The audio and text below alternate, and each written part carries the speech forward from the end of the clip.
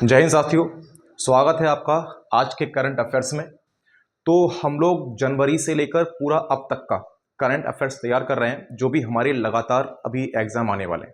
ठीक है, तो चलिए स्टार्ट कर लेते हैं। जहां आपका पहला टॉपिक है 15वां हॉकी इंडिया सीनियर पुरुष राष्ट्रीय चैंपियनशिप 2025। 15वीं ये हॉकी सीनियर पुरुष कहां पर हुई, कौन जीता, कौन उप विजेता रहा, कौन तीसरे स्थान पर रहा, तो ये सारे हम लोग चर्चा करने वाले हैं। तो चलिए स्टार्ट कर लेते हैं। तो सबसे पहली बात करें कि इसको कहां पर किया गया, तो हम याद रखेंगे ये यूपी में किया गया। इसका आयोजन स्थल याद रखना है, यूपी। आयोजन स्थल यूपी, और यूपी के झांसी में, और वहां पर एक मैदान है जिसका नाम होगा मेजर ध्यानचंद हॉकी स्टेडियम। तो याद करो, आयोजन स्थल यूपी, यूपी का झांसी, झांसी का मेजर ध्यानचंद हॉकी स्टेडियम। तो मेरे साथ आप लोग लिखना स्टार्ट करेंगे। यूपी के झांसी में, यूपी के झांसी में मेजर ध्यानचंद हॉकी स्टेडियम।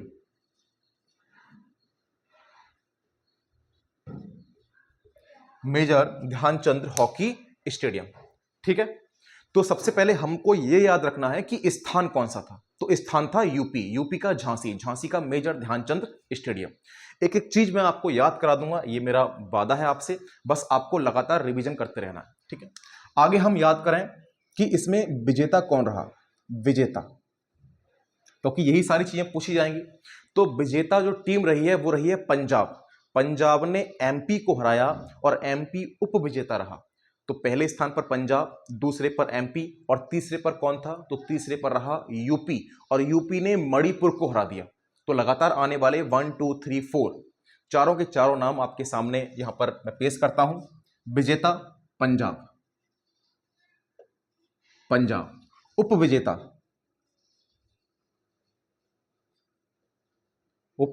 विजेता एमपी।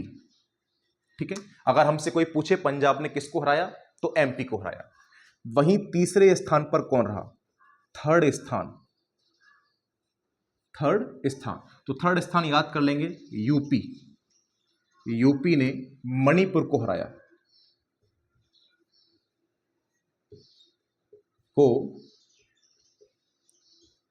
ठीक है, तो ये चारों नाम मैंने आपको बता दिए, और आप ये बताएंगे कि इन सब की राजधानी क्या है। ठीक है, ये आप सर्च करो और याद करो कि मणिपुर की राजधानी, यूपी की राजधानी, एमपी और पंजाब की राजधानी क्या है। ठीक है, ये आपका आज का टास्क है। आगे बात करें कि पंजाब ने अब तक कितनी बार ये खिताब अपने नाम कर लिया, तो 5 बार पंजाब जीत चुकी है। 2012 में, 2018 में, 2021 में, 2023 में और 2025 में 5 बार। ये चैंपियनशिप किसके द्वारा आयोजित होती है, तो हॉकी इंडिया के द्वारा। तो लिख सकते हैं हम लोग, इसका आयोजन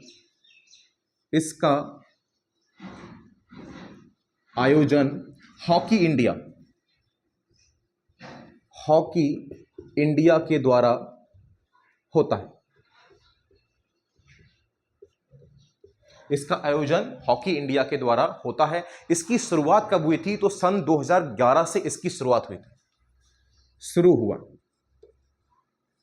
शॉर्ट में ही लिख लेंगे, शुरू हुआ कब हुआ, 2011 में। पंजाब ने अब तक कितनी बार जीत लिया, तो अभी मैंने बताया 5 बार। तो लिखो, पंजाब ने अब तक 5 बार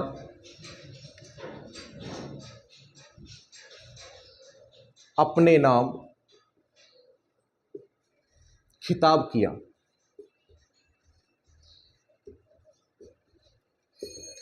तो पंजाब ने अब तक कितनी बार, पंजाब ने अब तक 5 बार अपने नाम खिताब कर लिया है। वहीं बात करेंगे ये कब कब, तो आप लिखिए 2012, 2018, 2021, 2023 और अभी वर्तमान में हो गया 2025। ठीक, कोई दिक्कत यहां तक? ये भी याद रखना है कि ये 15वां है। कौन सा वां है? 15वां। ठीक है, इससे पहले 14वां हुआ होगा, है ना, और इसके बाद जो आएगा वो 16वां आएगा। अभी उसकी डेट फिक्स नहीं है कि वो कब होगा और किस जगह होगा। ठीक है, तो आप याद कर लीजिए, पंजाब ने अब तक कितनी बार? 5 बार ऐसे ऐसे जीत लिया। वहीं 14वां कहां हुआ था? तो याद रखेंगे 14वां हुआ था चेन्नई में। और चेन्नई में विजेता कौन रहा था? विजेता रही आपकी उड़ीसा। उड़ीसा ने किसको हराया? उड़ीसा ने हरियाणा को हराया। तो उड़ीसा ने हरियाणा को हराकर 14वां खिताब किसके नाम किया? अपने नाम कर लिया। और उड़ीसा आपका भारत का पूर्वी तटीय राज्य है। ठीक है, चलिए मैं बात यहां पे आपको बता देता हूं, तो एक बार लिख लीजिए आप। 14वीं चैंपियनशिप 14वीं चैंपियनशिप उड़ीसा ने जीती। उड़ीसा ने हरियाणा को हराकर, हरियाणा को हराकर जीती। कहां पर हुई थी? तो याद कर लेंगे हम लोग, चेन्नई में। चेन्नई में आयोजन हुआ। चेन्नई में आयोजन हुआ। तो दोस्तों ये रहा आपका एक टॉपिक जिसका नाम था इंडिया सीनियर पुरुष राष्ट्रीय चैंपियनशिप 2025। तो अगला जो टॉपिक आएगा उससे पहले हम लोग क्या करेंगे, इसको रिवीजन करेंगे। आप लोगों ने नोट कर लिया होगा, है ना, और नोट नहीं किया है तो जल्दी से नोट जरूर करो। ये पेंसिल और कॉपी हमें साथ में रखते हुए काम करना है। ठीक है, चलो। 15वां हॉकी इंडिया सीनियर पुरुष 2025 हुआ। ठीक है, कहां पर हुआ? यूपी में हुआ। यूपी के कहां पर हुआ? झांसी में। झांसी में कहां पर हुआ? Major Dhyanchand hockey stadium. इसमें विजेता कौन रहा? पंजाब। पंजाब ने किसको हराया? एमपी को। एमपी उप विजेता रही। तीसरे स्थान पर कौन रहा? तो वो रहा यूपी। यूपी ने किसको हराया? तो याद कर लेंगे, यूपी ने। ठीक है, बहुत बढ़िया, गुड, शाबाश। इसका आयोजन कौन करता है? तो इसका आयोजन करती है हॉकी इंडिया। नेक्स्ट, शुरू कब हुआ था? तो भाई शुरू हुआ था 2011 में। 2011। अब तक पंजाब ने कितनी बार खिताब जीता? तो सबसे ज्यादा पंजाब ने जीता 5 बार, 2012, 2018, 2021, 2023 और 2025। ठीक।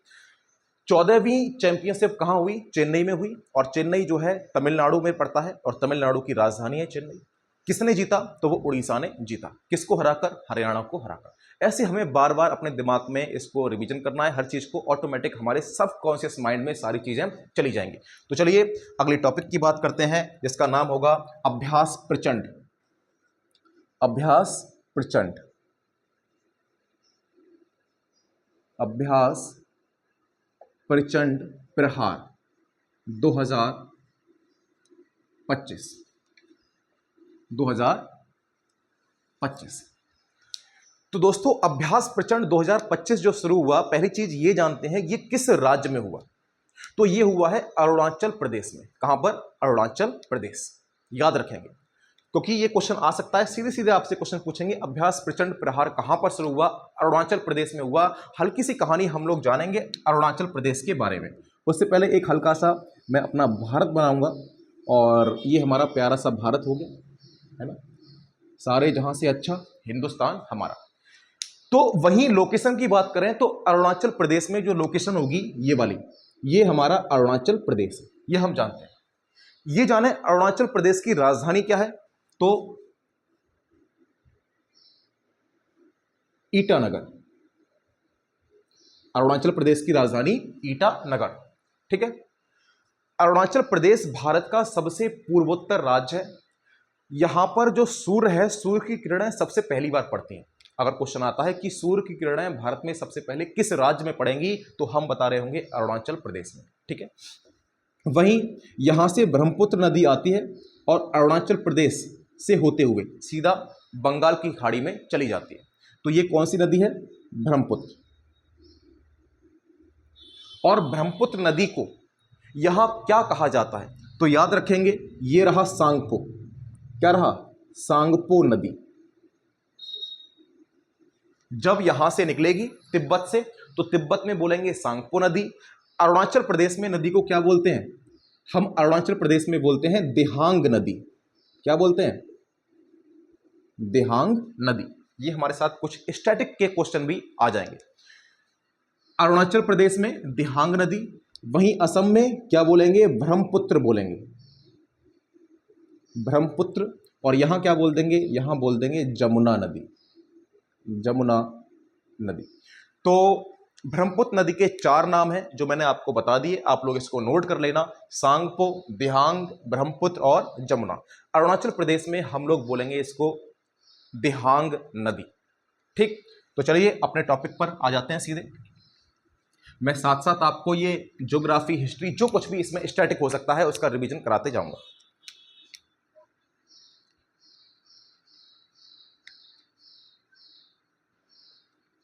तो लिख लेंगे आप लोग इसको, 25 से 27 मार्च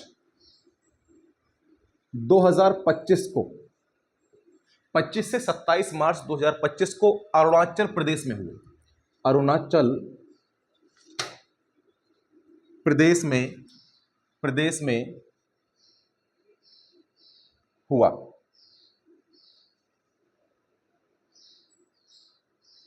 अरुणाचल प्रदेश में हुआ अभ्यास प्रचंड प्रहार।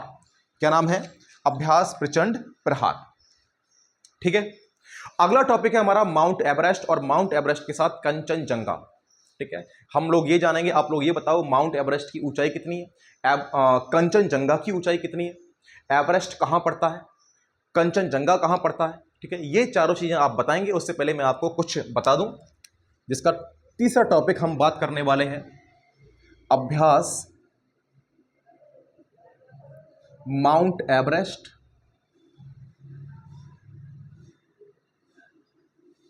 एवं कंचनजंगा, कंचनजंगा। चलिए, तो सुनिए दोस्तों, माउंट एवरेस्ट और कंचनजंगा अभ्यास अभी शुरू हुआ है मार्च में। यहां पर इसको हरी झंडी किसने दिखाई, तो राजनाथ सिंह ने, हमारे रक्षा मंत्री राजनाथ सिंह ने दिल्ली में दक्षिण बिलोंग, एक स्थान है नई दिल्ली में दक्षिण बिलोंग, वहां से इसको हरी झंडी दिखाई है। और इसमें होने वाला क्या है, इसमें सेना के जवान और एनसीसी के जवान, जवान ही कह सकते हैं उनको, तो सेना के जवान और एनसीसी के जवान जितने भी पर्वतारोही हैं, मतलब जो पहाड़ों पर चढ़ना जानते हैं, है ना, सीखते हैं, प्रैक्टिस करते हैं, वो सभी इस अभ्यास को करने वाले हैं और माउंट एवरेस्ट पर चढ़ेंगे और कंचनजंगा पर चढ़ेंगे।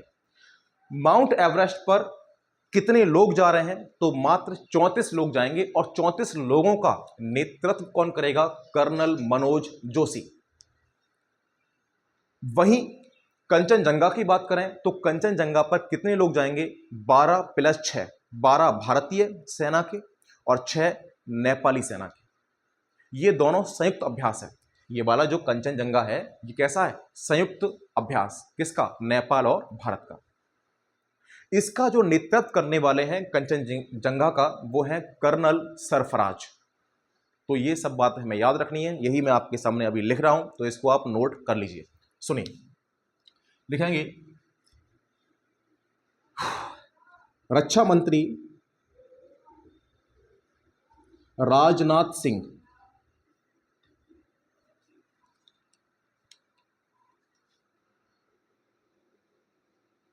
रक्षा मंत्री राजनाथ सिंह ने 3 अप्रैल 2025 को 2025 को नई दिल्ली से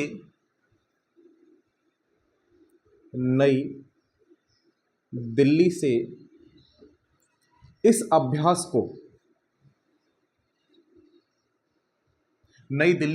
अभ्यास को हरी झंडी दिखाई, हरी झंडी दिखाई। ठीक है, यह अभ्यास पर्वतारोहियों के लिए है ना, तो मैं यहीं लिख देता हूं आपका, इसमें भारतीय सेना, सीधे सेना लिख दो, है ना, हम अपनी ही बात कर रहे हैं। इसमें सेना तथा एनसीसी के पर्वतारोही,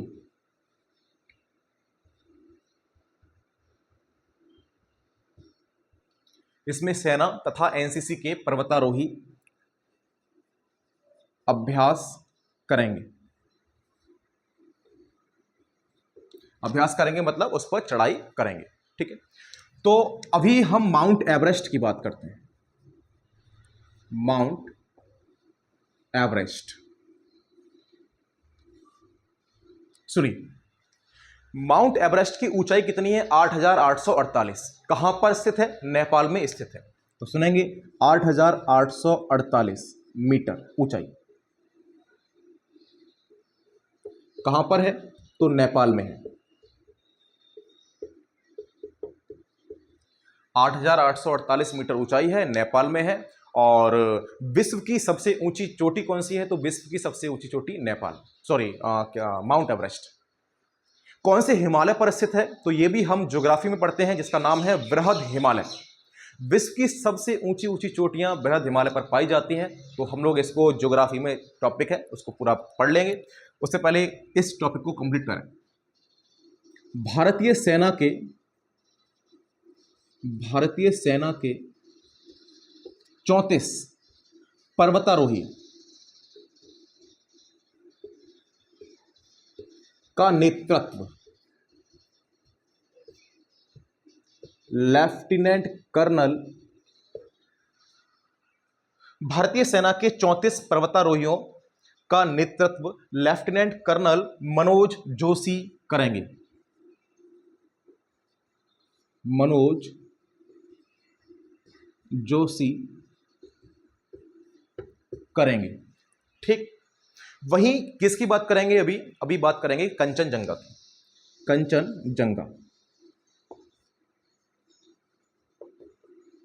कंचनजंगा कहां पर है? तो कंचनजंगा सिक्किम में है। यही मैंने आपको काम दिया था, है ना अभी।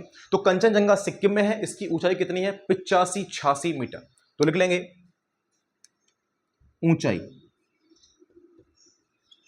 85-86 मीटर, मतलब 8,586 मीटर।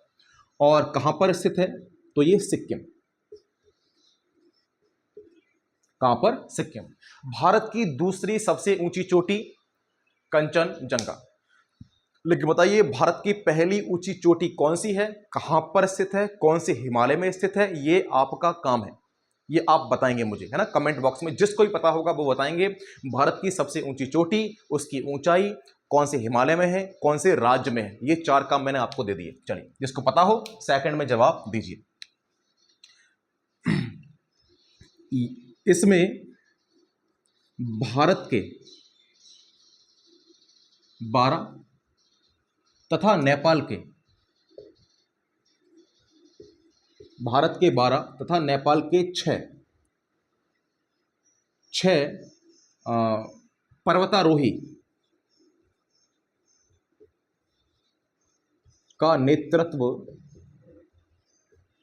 6 पर्वतारोही का नेतृत्व कर्नल सरफराज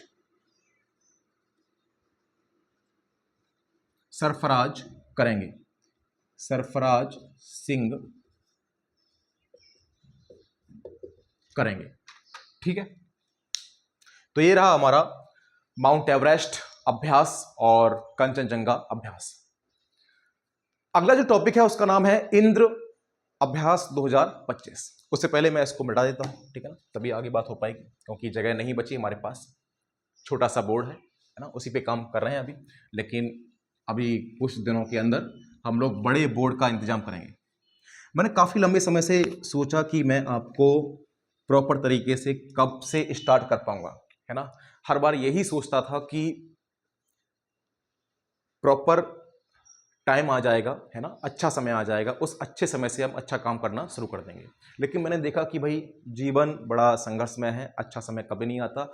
आपका मतलब का अभ्यास करना पड़ेगा, आपको उसी समय में सारा काम करने पड़ेंगे। तो भाई हम काम करने वाले हैं, अब चाहे कैसा भी समय रहे, हम सीधे सीधे आपको ऑनलाइन क्लास करंट अफेयर्स की देते रहेंगे, ठीक है दोस्तों। तो चलिए, तो ज़्यादा बात ना करते हुए हम अगले टॉपिक की बात करते हैं, जिसका नाम है इंद्र शक्ति 2025। देखिए, एक सिंपल सा क्वेश्चन ये पूछते हैं सबसे पहले स्टैटिक जीके में, इंद्र शक्ति अभ्यास किस किस के बीच में होता है? तो इंद्र शक्ति याद रखेंगे, इंद्र की बात करें तो होगा रूस। कौन होगा? रूस। मतलब भारत और रूस की जो नौसेना है उसके बीच जो भी अभ्यास होगा उसे बोल रहे होंगे इंद्र शक्ति अभ्यास।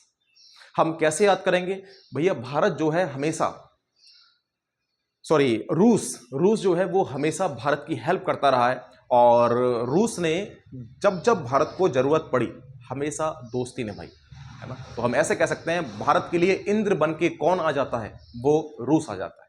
तो ऐसे याद कर लीजिए, भारत के लिए इंद्र बन के कौन आ गया, रूस आ गया। तो हम लोग लिखने वाले हैं इंद्र शक्ति 2025 का अभ्यास कब हुआ था, 28 मार्च से 2 अप्रैल के बीच। तो लिखिए इसको, 28 मार्च से 2 अप्रैल के बीच।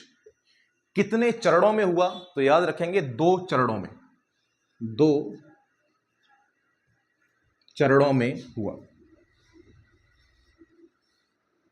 28 मार्च से 2 अप्रैल 2025 2 चरणों में हुआ। कहां पर हुआ, चेन्नई में हुआ। आयोजन चेन्नई, आयोजन चेन्नई, ठीक है। इसमें किस किस की सेना रहती है ना, तो ये संयुक्त सेना अभ्यास है। इसमें भारत तथा रूस की नौसेना ने भाग लिया। भारत तथा रूस की नौसेना ने भाग लिया, ठीक है। ये तो हमारा स्टैटिक भी रहा एक तरह से, लेकिन जो इंपोर्टेंट क्वेश्चन बन जाता है करंट के लिए कि बताइए रूस के कौन कौन से जहाज शामिल थे, वहीं भारतीय सेना के जहाज कौन कौन से शामिल थे। तो मैं यहां पे लिखता हूं रूसी जहाज और भारतीय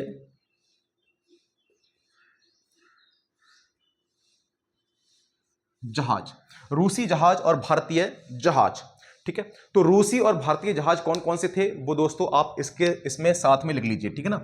लिखेंगे पेचंगा,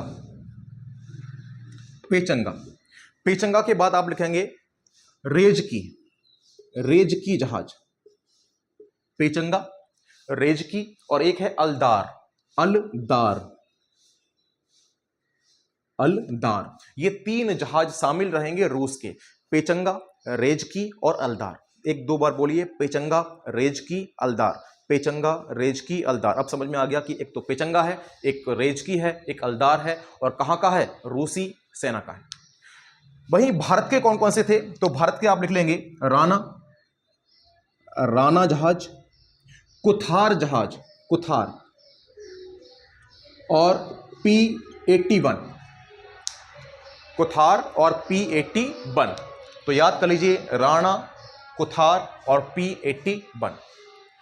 तो मैं समझता हूं आपको यहां तक कोई भी दिक्कत नहीं होगी, अच्छे से सारी चीजें समझ में आ रही होंगी। अगर समझ में आ रही हैं तो एक बार लाइक जरूर कर दिया करें कि हाँ मुझे समझ में आ रहा है ना। और मैं आपके साथ करंट अफेयर्स पूरा लिखते रहूंगा, और 1 महीने में मैं कोशिश करूंगा कि ज्यादा से ज्यादा आपको करंट अफेयर्स की क्लासें दे सकें, क्योंकि हमें 2025 का जनवरी से अब तक का कवर करना है, ठीक है। चलो, अभी तो मैं 1-2 क्लास ही आपके सामने ले पा रहा हूं। हम लोग बहुत जल्दी वाईफाई का इंतजाम कर रहे हैं ना, उसके बाद आपको ये सब कुछ ऑनलाइन ही सीधे हम लोग जारी करेंगे, मतलब लाइव। मित्र विभूषण, अगला लिखेंगे आप, डालेंगे हेडिंग मित्र विभूषण, विभूषण सम्मान, मित्र विभूषण सम्मान। तो अगर क्वेश्चन आ जाए मित्र विभूषण सम्मान किसने दिया, किसको दिया, तो हम याद करेंगे कि भाई श्रीलंका ने दिया है। श्रीलंका के राष्ट्रपति अनुरा, नाम याद रख लीजिए, श्रीलंका के राष्ट्रपति अनुरा, अनुरा, उन्होंने हमारे प्रधानमंत्री मोदी जी को ये 22वां सम्मान दिया है, जो मित्र विभूषण सम्मान है। ये श्रीलंका का सर्वोच्च सम्मान माना जाता है। तो हमारे मोदी जी के लिए ये 22वां सम्मान हो गया, ठीक है। तो लिखें इसको, यह है श्रीलंका का, लंका का सर्वोच्च नागरिक सम्मान है।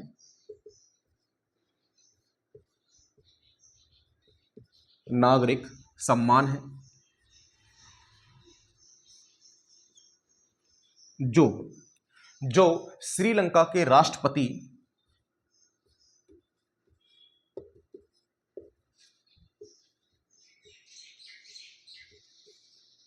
अनुराग कुमार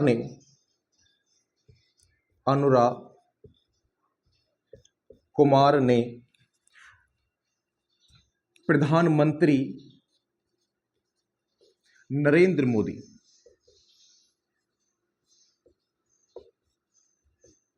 को दिया। प्रधानमंत्री नरेंद्र मोदी जी को दिया।